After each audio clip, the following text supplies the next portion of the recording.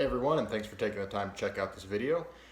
Like many of you, I'm sure, I've spent the past few days watching the Kyle Rittenhouse trial live streams, and while for the purpose of this channel I have no interest in offering any social or legal commentary regarding that trial, nor am I particularly qualified to do so in the first place, I thought it would be kind of interesting to go ahead and address some of the falsehoods relating to bullets and firearms which have been proposed by both the prosecution and the defense.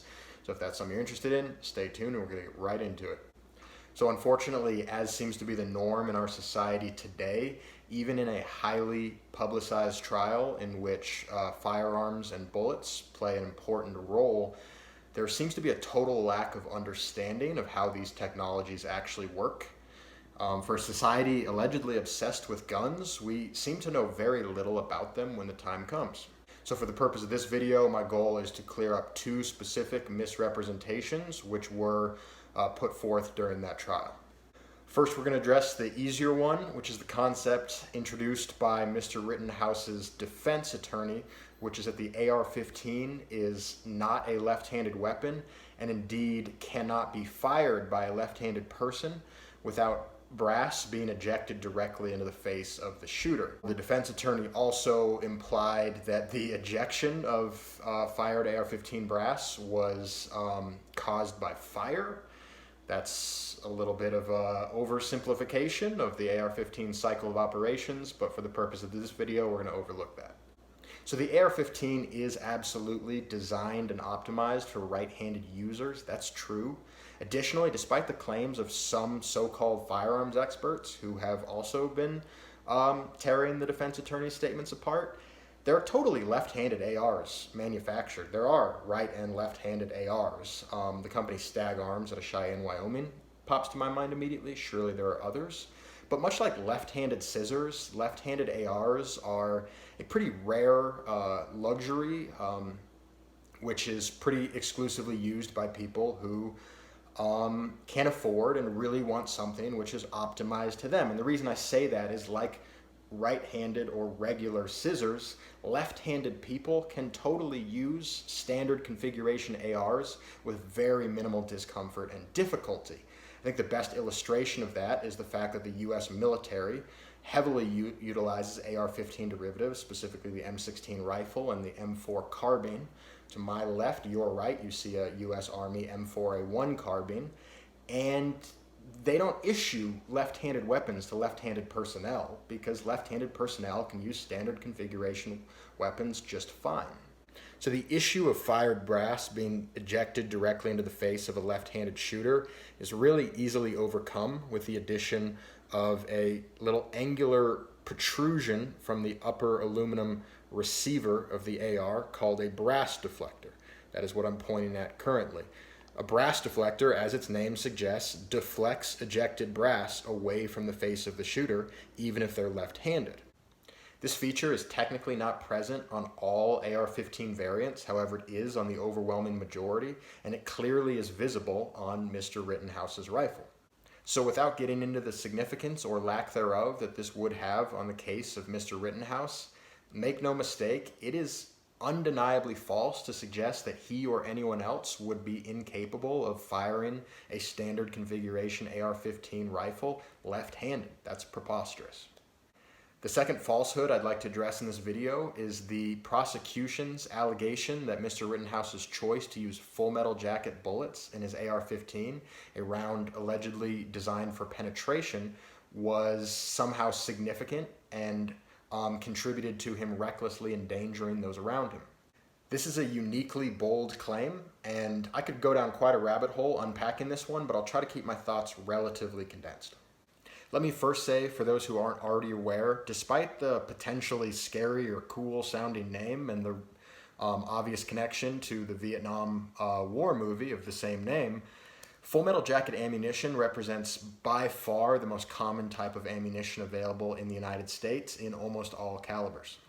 In addition to being the standard and most affordable type of ammunition, there's many circumstances where American consumers will only be able to find full metal jacket ammunition which is probably good because in platforms like the AR-15, for example, it's technically the only bullet type that platform is designed to properly cycle.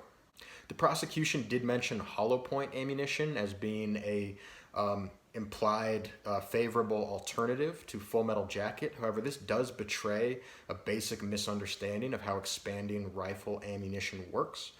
Most rifle calibers are too small in diameter and moving at too great of speed for the hollow point concept to actually work, as this is a concept best suited for larger diameter and slower moving handgun projectiles.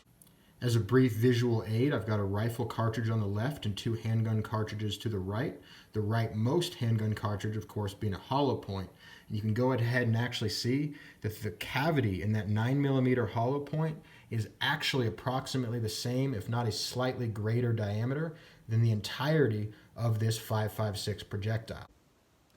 In fact, much of the hollow point rifle ammunition on the market is actually open tip ammunition to differentiate that the cavity of the tip is not intended to create projectile expansion, but rather is a manufacturing artifact of high precision target bullets, which have the jacket drawn from the rear rather than the front of the bullet. This doesn't significantly alter the wounding characteristics or terminal ballistics of the bullet. In fact, open tip rifle cartridges typically perform more or less identically to full metal jacket rounds when they hit soft tissue. If one did want to maximize expansion in rifle cartridges, they would typically use a soft point or a polymer tipped bullet, which does effectively allow expansion, much like a handgun's hollow point in a rifle diameter bullet at rifle velocities.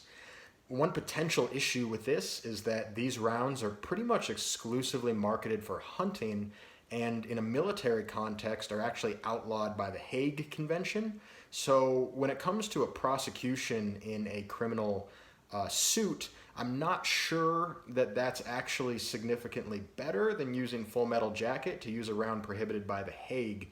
So your mileage may vary on that one. It's also worth noting that soft point ammunition or specific hunting expanding loads in 223 or 5.56 could absolutely introduce feeding issues in an AR-15 platform. Now, to really convolute matters, we can pretty much ignore everything I just said because AR-15 cartridges, whether they be 223 Remington or 5.56 NATO, are actually subject to an entirely different phenomenon that we haven't discussed yet, which is called fragmentation.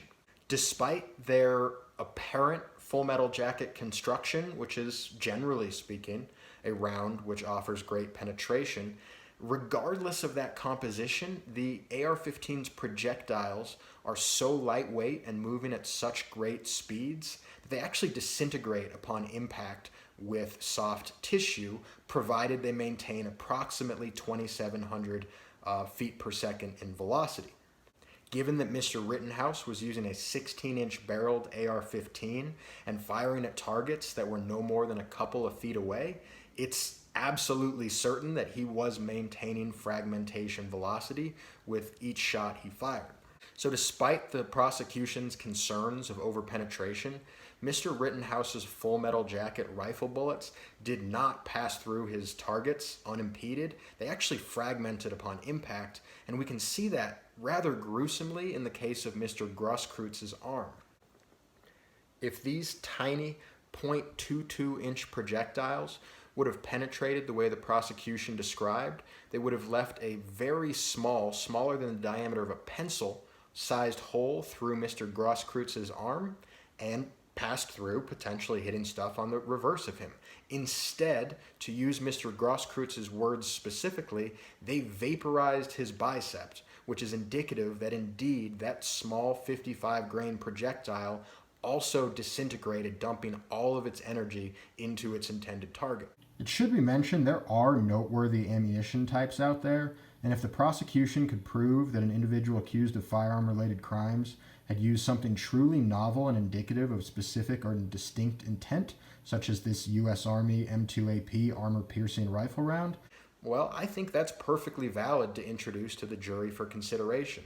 But in the case of Mr. Rittenhouse, there's nothing that happened other than an individual using the correct ammunition for his weapon of choice, and that ammunition performing as designed.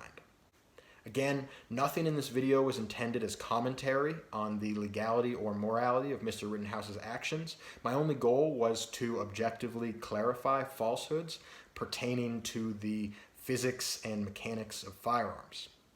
If you found anything in this video helpful, I would love it if you could leave me a like so that I know it was beneficial to people. If you have any suggestions, please go ahead and throw those in the comments. And if you didn't like this video, slap that dislike, and good news, tons of other people to watch on YouTube. Thanks so much for your time. Hope I'll catch you in the next one.